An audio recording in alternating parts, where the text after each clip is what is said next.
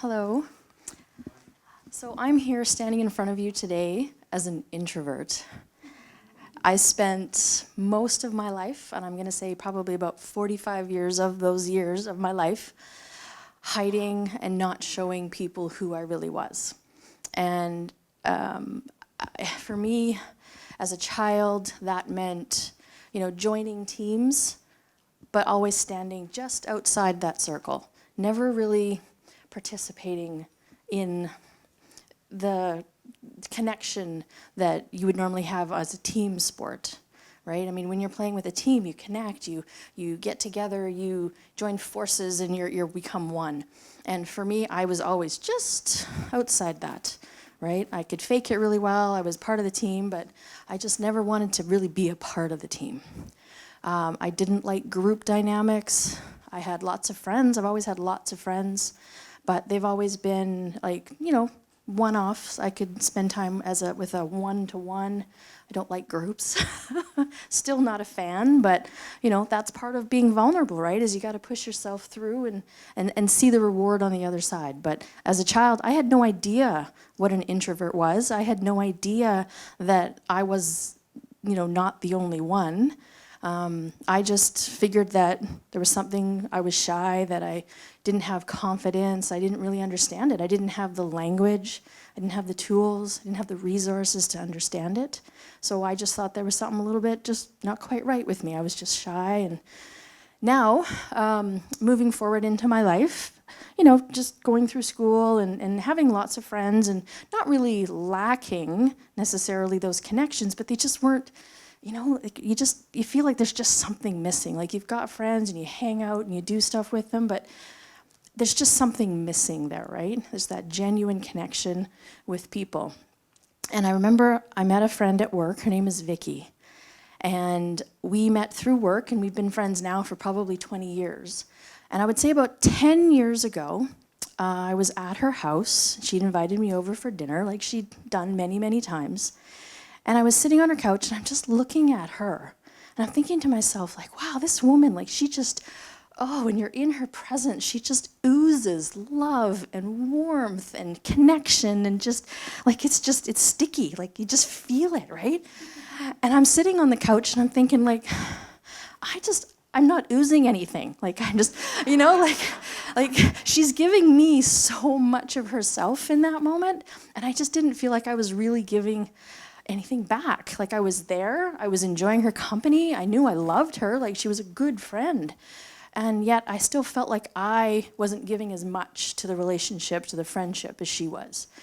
And it was that moment when I realized that I didn't like it. Like I didn't want to live like this anymore. I wanted to feel what she was clearly feeling. I wanted to be a part of that. I wanted that connection and the ability to share it, to have somebody feel that in my presence, right? Because I felt it. It was a good feeling, right? And I wasn't giving that to anybody in my life.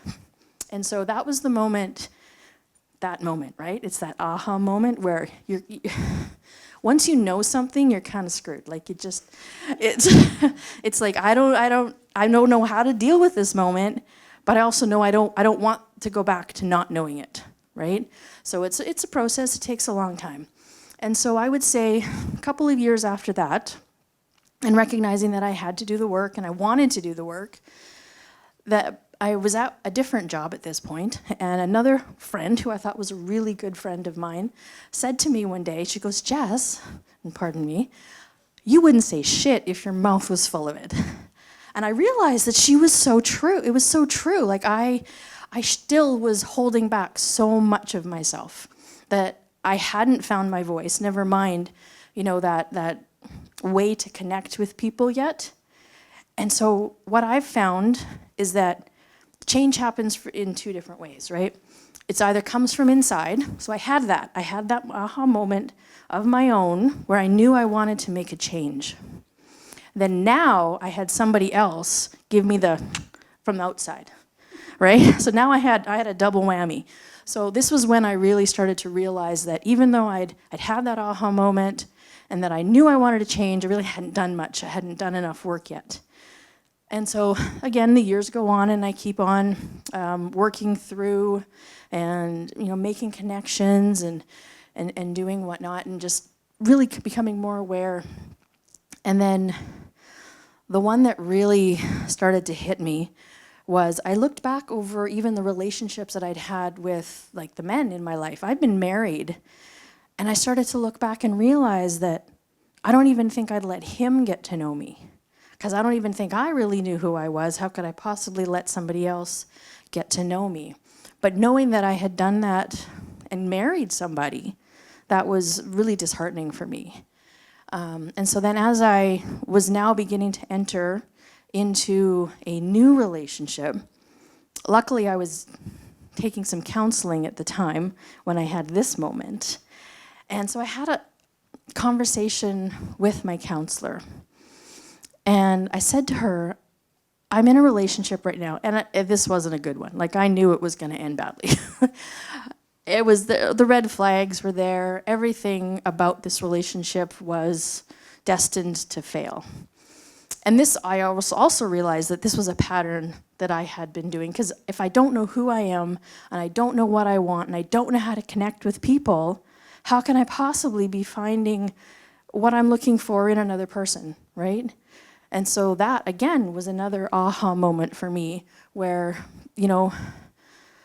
that recognizing that I needed to start to be vulnerable, and I needed to start to let people see me. That was scary, because as an introvert, allowing people to hear my voice was just opening me up to the possibility of judgment, the possibility of having to defend my opinion. That scared me more than anything else, right? If somebody asked me a question and I took a stand about it, now I was in it. Now I had to defend myself, and that scared me more than anything else, right? Because what if I was wrong? What if I took a stand for something and then I stood my ground on it against it, and then it turns out I was wrong? That scared me. But as I started to go, I realized that if I didn't start to do this in my life, I was never going to be able to, first of all, create a good relationship with my friends, my family, potential relationships. I had to start to stand for something. I had to start to allow myself to be seen. I refer to it as, as you're showing your soft underbelly, right? It's like rolling over and just saying, yes, I trust somebody. So again, I'm in this counseling, and I said to my counselor, I know that this relationship that I'm in is going to end badly. And so it should, because it was a mess. It wasn't where I needed to be at all. But I still hadn't done enough of the work. But in that moment, I realized that the most important thing for me was to feel it. Like, I had not, because I had guarded myself so much and not let myself be seen to anybody, I'd put this massive wall up around me. And I needed to let that down, even though I knew I was going to get hurt, right? And I said that to her. I said, I know this is going to end badly, but I want to feel it. And I'm going to let this man into my bubble. I'm going to let this man into my heart, because there's one thing to let somebody see your mind and see what you think, but to let someone see how you feel, that's a whole other level of vulnerability, right? Because now you're leaving yourself open to be hurt, and in a way that you can't control. But I decided that I wanted to go through that pain. So I intentionally continued with this relationship, and I opened my heart up to this man. And yeah, it ended really, really badly. But I felt it. I actually felt heartbreak. I felt what it's like to miss somebody. Because up until that point, I realized even my marriage, who was like my ex-husband, the father of my son, you would think that that's somebody that you would have connected with and let your guard down with, but I hadn't. And when our marriage ended, I didn't care. I was so protected that it didn't even matter to me. Right? It was a matter of just like getting on with things and, adjusting to my new life as being divorced. But I didn't care that he wasn't in my life anymore. And then I saw that also through other relationships. Looking back, I was the one who broke up with them. I always took control of the situation, right? And so in this particular relationship, I changed that. I needed to feel it. I needed to miss him. I needed to feel hurt. And I did. But you know what? I actually liked it. Because I had, again, I guess maybe I took control of the situation. I don't know. But okay, still got work to do. But I finally felt it. I felt what it was like to genuinely love somebody and then miss them when they were no longer in my life. And I tell you, I would go through it again 100 times because it was worth it. And I know now, moving forward, what I'm looking for. Like, I needed to go through that to get to the point where I can probably now find what I'm looking for. I know what I'm looking for in a partner. I know the language that I need to use. I know what I need to share. I know what I need them to share with me, as opposed to kind of just going through life on the surface. So, like I said, I would highly recommend allowing myself, like I would do that again in a heartbeat. You could pay me millions and millions of dollars to not have to go through that, and I would say no, and I would go through it because it is just the best thing that I ever did for myself. So if anyone ever says to me, like, what do you think of vulnerability? Frickin' love it. I do, because it's completely changed my life, right? And I know that it's going to just catapult me forward through my life. I know that I'm not going to approach relationships with men, with even my family, with my friends in the same way anymore, because I want to know them. I want to feel them feeling me, right? You know what I mean? Yeah, okay. So anyway, so my message basically is that when given the opportunity to be vulnerable, even if it, it just doesn't seem like it's the right thing or doesn't feel like it's going to be good, trust me, it's going to be awesome. So thank you.